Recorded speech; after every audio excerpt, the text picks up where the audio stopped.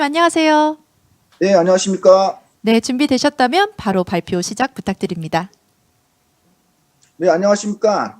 트랙C 보안위협 이슈의 이제 마지막 주제 발표 시간이 돌아왔습니다. 준비된 발표 주제는 화면 정보 유출 방지 기술 동향이 되겠습니다. 발표 순서는 먼저 간단한 발표자 소개 후에 데이터 유출에 대한 내부자 위협, 그리고 화면 정보를 통한 군사 기밀 유출 사례에 대해서 살펴보고, 이어서 화면 정보 유출 방지에 대한 현재 활용 중인 기술 분석, 그리고 최신 기술 동향에 대해서 발표하겠습니다. 저는 현재 사이버 전문 기업 주식회사 테레텐의 대표이사를 맡고 있고요. 과거에는 주로 군에서 20년간 전산장교로 임무 수행을 했습니다. 주요 보직으로는 국군 사이버사령부에서 창설 멤버로 초대 무해킹 팀장을 지냈고, 그리고 특전사, 국방전산정보원, 국방부 서트 팀장 등을 역임했습니다. 그리고 2017년에 전역을 하고 현재 민간 분야에서 정보부 활동을 하고 있습니다. 이제 본론으로 들어가서 발표를 시작하겠습니다. 먼저 데이터 유출 경로에 대한 한 연구 결과를 보면, 데이터 유출의 주 원인은 외부 해커가 아닌 내부자로 인한 것으로 밝혀졌다라는 연구 결과를 확인할 수 있는데요. 이 내용을 보면 비인가자인 외부인의 침입에 대해서는 대응이 어느 정도 좀 갖춰져 있다. 그런데 이미 데이터 접근 권한이 있는 내부자에 대해서는 데이터 유출에 대한 대응이 상대적으로 좀 미흡하다는 것을 알 수 있습니다. 또 다른 연구 결과인 포네몬 연구소가 발표한 자료를 보면 데이터 유출 피해 유형은 부주의한 내부자가 64.9%, 의도적인 내부자 21.8%, 해킹된 사용자 9.7% 순으로 확인되고, 결국 단지 10% 정도만이 외부인에 의한 해킹으로 드러났음을 확인할 수 있습니다. 마지막으로 인사이더 트랙트라는 곳의 18년 보고서와 베리즌 19년 데이터 유출 조사 보고서를 보면, 조사 대상 기업의 53%가 지난 12개월 동안 조직에 대한 내부자 공격을 확인했고, 그중 27%는 내부자 공격이 오히려 더 빈번했다고 밝혔습니다. 이러한 내부자에 의한 정보 유출은 매년 꾸준히 증가를 하고 있고, 이로 인한 비용 또한 지속해서 증가하고 있다고 말하고 있습니다. 이번에는 화면 정보를 통한 군사기밀 주요 유출 사례를 살펴보겠습니다.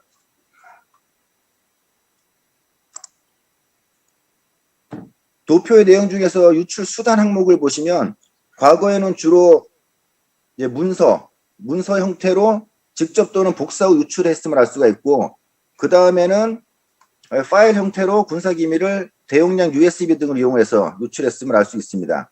하지만 최근 들어서 이런 것들을 방지하기 위해서 비인가 USB 차단 시스템 같은 엔드포인트 단의 정보보호 솔루션들이 구축이 되고, 그러면서 USB를 활용하는 것은 좀 제한이 되는 상황입니다. 그러다 보니까 요즘에는 문제가 되는 게, 모니터에 나타나는 화면 정보를 스마트폰으로 촬영하고 바로 SNS 등으로 유출하는 사고 사례가 많아지고 있습니다. 그래서 이와 관련된 사건 사고 뉴스를 하나 시청해 보겠습니다. 북한과의 군사적 긴장이 최고조에 달했던 지난달 말, 군 전술망 화면이 유출돼 파문이 일었는데요. 현역 장교가 화면 유출 혐의로 체포됐습니다. 군 당국은 이와 함께 새로운 작전 계획이 노출된 것에 대해서도 대대적인 보안 조사를 벌이고 있습니다. 조태영 기자가 단독으로 보도합니다. 남북이 일촉즉발의 군사적 대치를 이어가던 지난달 23일 한 인터넷 사이트에 군 전술체계망 화면을 촬영한 사진이 게시됐습니다. 전술체계망 화면은 지난달 22일 서해상에 북한군 헬기가 출현해 우리 F-15 전투기가 경고 사격을 했으며, 뒤이어 북한 항공기가 레이더에 식별됐다는 등의 내용을 담고 있습니다. 해당 전술체계망은 우리 군의 작전 상황이 실시간 표시돼 화면 자체가 3급 군사 비밀이지만 SNS 등을 통해 급속히 유포됐습니다. 군 수사당국은 지난주 해당 화면을 촬영한 혐의로 현역 장교 1명을 체포했습니다. 체포된 장교는 화면을 촬영해 친구에게 전송했을 뿐이며, 친구가 이를 인터넷에 게시한 것으로 보인다고 진술한 것으로 알려졌습니다. 군 수사당국은 이와 함께 북한에 대한 선제 타격 등의 개념이 포함된 한미연합 작계 502로 관련 정보의 유출에 대해서도 대대적인 보안 조사에 착수한 것으로 전해졌습니다. 이번 조사는 이례적으로 스카파로티 한미연합 사령관이 직접 요청한 것으로 알려졌습니다. 군당국은 해당 장교 등 관련자들의 혐의가 확인되면 군사기밀보호법 위반 등의 혐의로 기소할 방침입니다. KBS 뉴스 조태영입니다.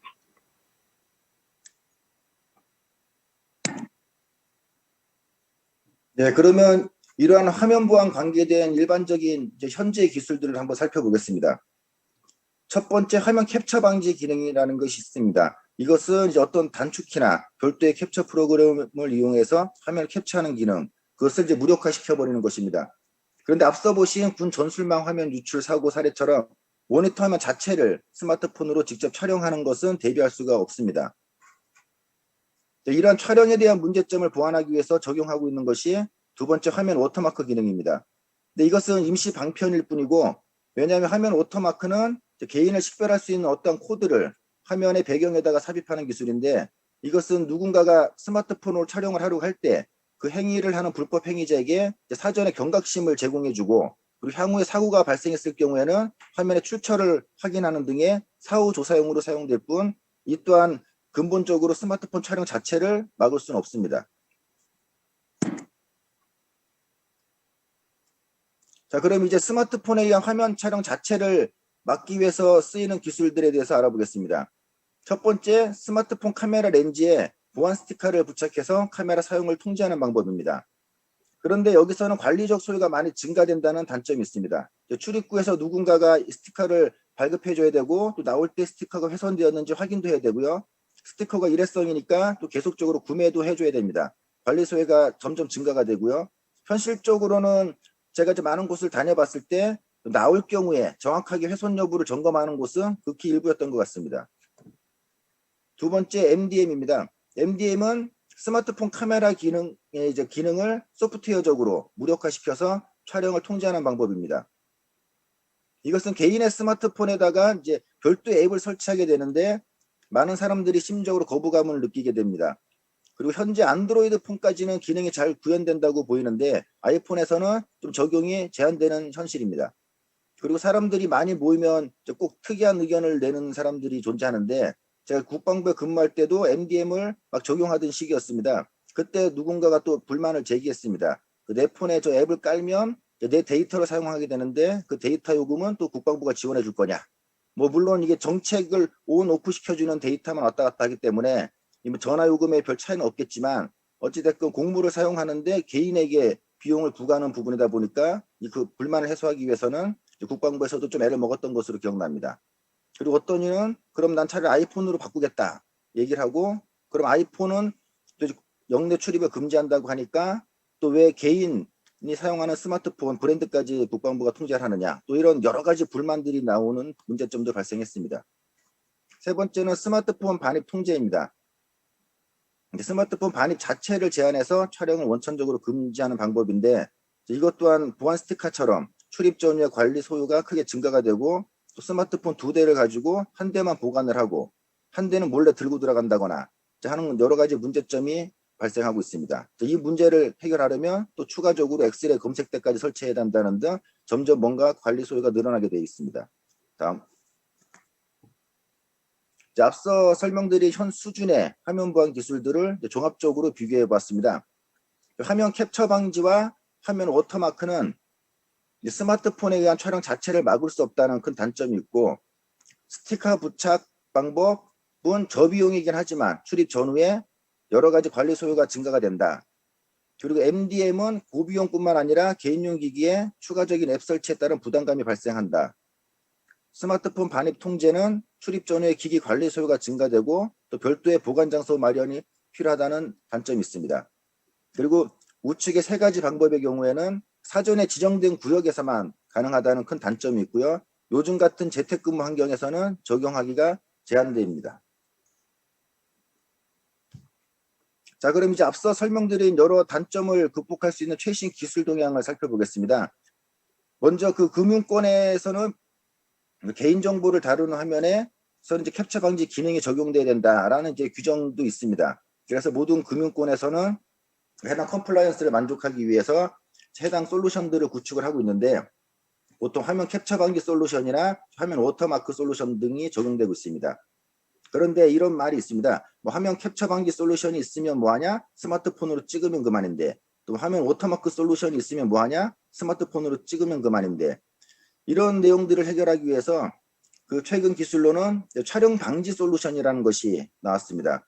AI 머신러닝 기반으로 해서 노트북이나 PC에 연결된 웹캠을 통해서 사용자의 촬영 행위를 탐지하고 그 탐지가 되었을 때는 그 화면을 잠궈버리는 그러한 기능이 되겠습니다.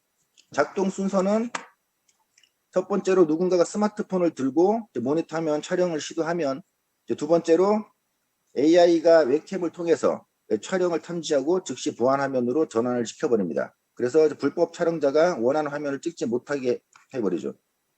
3단계로 방금 있었던 촬영 행위에 대한 이벤트 로그를 서버로 전송시킵니다. 그리고 마지막으로 관리자는 관리자 페이지를 통해서 통합 모니터링 및 증적 확인을 할 수 있습니다.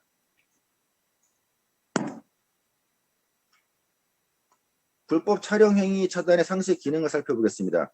스마트폰 촬영 탐지 기능은 데스크탑 및 노트북에서 모두 가능하고, 이때는 이제 내장된 캠 혹은 별도의 캠을 활용합니다. 보안 화면 전환 기능은 촬영 탐지 시에 보안 경고 화면으로 이미지를 교체하거나 얼굴 인식을 통해서 사용자 부재 시 또는 웹캠의 분리, 그리고 카메라 렌즈의 가림 등의 이상 현상이 발생하면 또다시 화면을 잠궈버리는 기능이 있습니다. 이벤트 로그 및 종합 모니터링의 상세 기능을 살펴보겠습니다. 촬영에 탐지가 되면 이벤트 로그가 서버로 전송되는데, 이때 모니터 앞에 있는 불법 촬영자의 사진을 찍어버립니다. 그래서 누가 촬영을 시도했는지에 대한 증적 이미지와 그리고 그 사람이 어떤 화면을 촬영하려고 했는지에 대한 증적 이미지가 함께 서버로 전송됩니다. 관리자 서버에서는 이벤트 로그와 이에 관련된 증적 이미지를 종합적으로 모니터링할 수 있습니다. 방금 설명드린 촬영 방지 솔루션 동작 방식을 데모 영상을 통해서 한번 확인해 보겠습니다.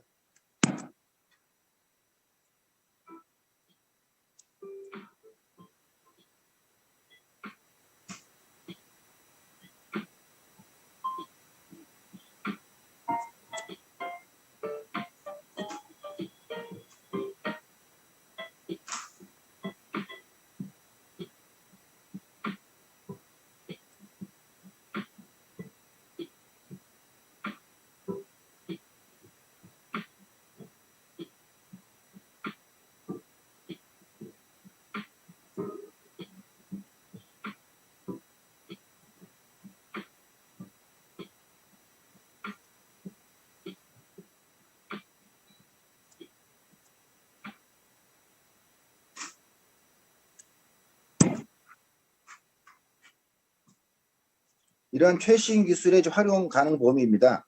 촬영 방지 기술은 모든 분야에서 적용이 가능하겠지만, 특히 군사기밀에 대한 유출을 예방하기 위해서 국방 분야에서 활용이 기대됩니다. 군 전술망 단말기에 적용이 되면 같은 사고가 재발하지 않겠죠. 그리고 요즘 많은 콜센터들이 재택근무 형태로 바뀌고 있습니다. 지정된 공간에서 콜센터를 운영할 경우에는 주변 동료의 시선도 있고 사무실 내 CCTV 등에 의해서 스마트폰으로 모니터 화면을 촬영한다는 게 쉽지가 않은 상황이고요. 그런데 재택근무 환경에서는 일일이 통제하기가 어렵습니다. 콜센터에 걸려온 전화가 유명인이거나 연예인일 경우에는 또 호기심에라도 그 모니터 화면을 촬영을 시도하게 될 수도 있습니다. 따라서 콜센터에서 많은 활용도 가능합니다. 세 번째, 산업보안 분야입니다. 요즘 산업기밀 유출 문제도 매우 심각하고, 따라서 산업 스파이들이 각종 기술 문서라든가 설계 도면, 그리고 출시 예정의 신제품에 대한 디자인 등의 내용을 화면을 촬영을 해서 유출하는 것을 방어하는 데 크게 활용이 가능합니다. 네 번째, 금융권입니다. 각종 금융권에서 개인 신용정보 유출에 대한 방어를 하는데도 활용이 가능하리라 판단됩니다. 이상으로 준비된 발표를 좀 요약해서 발표를 마치고 질의응답 시간을 갖도록 하겠습니다.